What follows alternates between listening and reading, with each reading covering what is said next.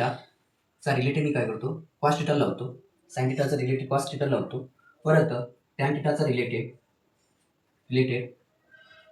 Sec theta लावतो, त्यानंतर पुढं कॉट थिटाचा रिलेटेड कोसेक थिटाला लावतो.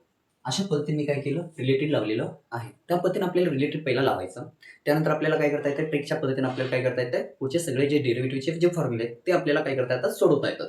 पहा आता इथं मी पहिला काय करतो d/dx हा घेतो, पहिला मी काय करतो इथं साइन थिटा घेतो, पुढे परत मी काय करतो d/dx कॉस थिटा घेतो, पुढे परत d/dx पुढं टॅन थिटा घेतो, त्यानंतर d/dx कॉट थिटा घेतो, पुढं d/dx सेक थिटा घेतो, पुढं बघा पुढं d/dx कोसेक थिटा घेतो. अशा पद्धतीने मी काय केले हे सगळे काय केलेले आहेत हे फॉर्म्युले घेतलेले आहेत. हे पहिला बघा आपण ट्रिग्नोमेट्री यात दहावीला शिकलेलं आहे, त्या पद्धतीनेच फक्त काय करायचं आहे साइन कॉस टॅन कॉट आणि सेक आणि कोसेक फक्त d/dx पुढे लावायचं. तेवढं आपण काम केलं. ह्याच्यावरचे आपल्याला फॉर्म्युले तयार करायचे. आता मी फॉर्म्युले कशा पद्धतीने तयार करतो ते पहा. आता मला सांगा साइनचा रिलेटेड कोणाला लावलेला आहे कॉसला लावलेला आहे. इथं मी काय करतो कॉस थिटा घेतो, भेटलं कॉस थिटा. त्यानंतर परत बघा कॉस थिटाचं रिलेटेड परत कोणाला लावलेला आहे साइन थिटालाच लावले ना, मग मी काय करतो साइन थिटा घेतो. त्यानंतर पुढे बघा परत टॅन थिटा आहे, टॅन थिटाचा संबंध कोणाला लावलेला आहे सेक थिटा घेतला. त्यानंतर परत बघा परत काय केला कॉट थिटाचा संबंध कोणाला लावलाय कोसेक थिटा. इथंपर्यंत आपलं करेक्ट येतं. पुढे काय करायचं सांगतो, सेक आणि कोसेक आहे ना त्यांचं काय करायचं, जिथं इथं पहिला कोण असतंय ना त्याला पहिला घ्यायचं सेक थिटा, त्यानंतर त्याचा रिलेटेड घ्यायचा सेक थिटाचा रिलेटेड कोणाचा आहे टॅन थिटा, पुढे आता टॅन थिटा घ्यायचा.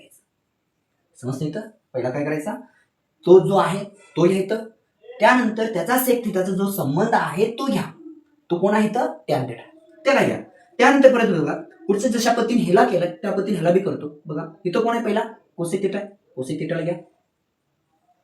त्यानंतर त्याचा संबंध कोणासोबत आहे बघा कॉट थिटा सोबत आहे, मग कोसेक थिटाचा संबंध कोणासोबत झाला कोसेक म्हणजे कॉट थिटा सोबत झाला, हा कॉट थिटा घेतलं. झालं तिथपर्यंत. आता पुढे बघा आता पुढे काय करायचं, आता इथं टॅन आणि कॉट आहे ना ह्याला फक्त मी काय करतो स्क्वेअर लावतो म्हणजे वर्ग करतो, वर्ग लावतो बघा वरती वर्ग केला. इथं बघा मी पहिला काय केलं टॅन आणि कॉट आहे ना ह्यालाच फक्त मी वर्ग केलेलं आहे, दुसऱ्याला कोणालाही लावलेलं नाही.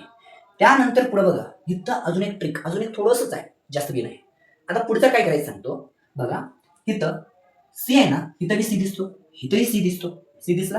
त्यानंतर परत बघा इथंही सी दिसते, ज्या ज्या ठिकाणी सी सी दिसते बघा इथं सी दिसते पहिला, इथंही सी दिसते, इथंही सी दिसते, त्या ठिकाणी फक्त वजा लावायचं आहे. बघा इथं मी वजा लावतो, त्यानंतर इथं वजा लावतो, त्यानंतर मी इथं वजा लावतो. हा माझा पूर्णपणे काय झाला डेरिव्हेटिव्हचे फॉर्म्युले तयार झाले. हे माझे डेरिव्हेटिव्हचं फॉर्म्युला झाला. आता इन्व्हर्सचं बघूया, इन्व्हर्स कशा पद्धतीने तयार करायचं ते सांगतो तुम्हाला.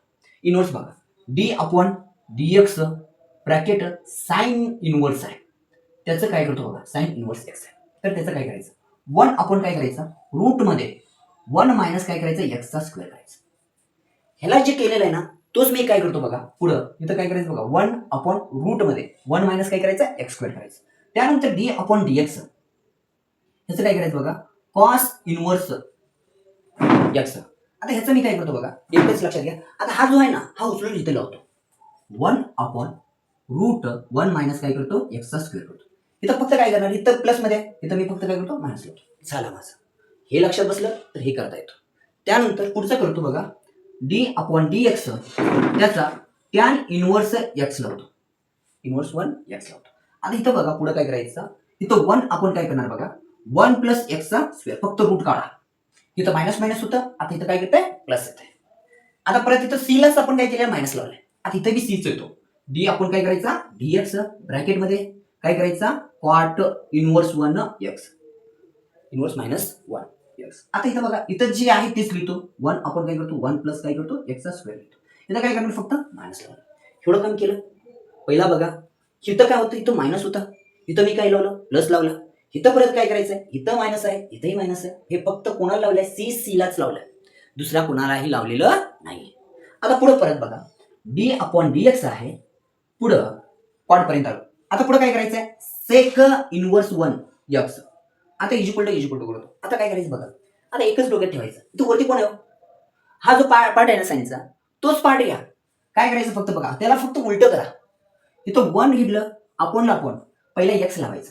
त्यानंतर पुढे काय करायचं माहिती का, रूट मध्ये इथं पहिला कोण आहे, इथं नंतर एक्स स्क्वेअर आहे, त्याला पहिला एक्स स्क्वेअर घ्या, -1 करा, झाला हा माझा पहिला. हा झाला माझा सेक स्क्वेअर म्हणजे सेक इनवर्स 1. आता पुढे काय करायचं सांगतो. आता हा झाला. आता पुढचं d/dx आहे, त्याचं काय करायचं बघा. पुढं कोण झाला, सेक झाला. आता कोसेक इनवर्स 1 एक्स. आता पुढे बघा, इथं काय करायचं, इथं प्लस मध्ये ना काय काय म्हणलेलं होतं, जे सी दिसतात त्यालाच मायनस आहे, त्याला सोडून दुसऱ्याला कोणाला मी मायनस लावलेलं. बघा सीला मायनस आहे का नाही. परत बघा कॉटला सीचा आहे, तिथं बी मायनस आहे का नाही. आता इथं बी सी आहे का नाही, आहे ना सी, त्याला मायनसच द्यायचं. हे जसं आहे तसंच लिहा, फक्त काय करा त्याला मायनस द्या.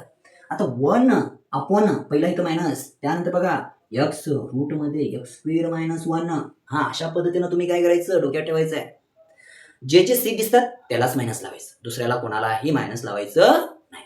इथं मी बघा कॉसलाच मायनस लावलं, कॉटलाच मायनस लावला, परत कोसेकलाच मायनस लावला, त्याला दुसऱ्याला कोणाला लावलं नाही. हे जर लक्षात बसले ना, तुम्हाला पहिला धडा सोपा पडतो, दुसरा धडा सोपा पडतो, तिसरा धडा सोपा पडतो. हे तुमचे बेसिक जे आहेत हे घटक हे महत्वाचे आहेत.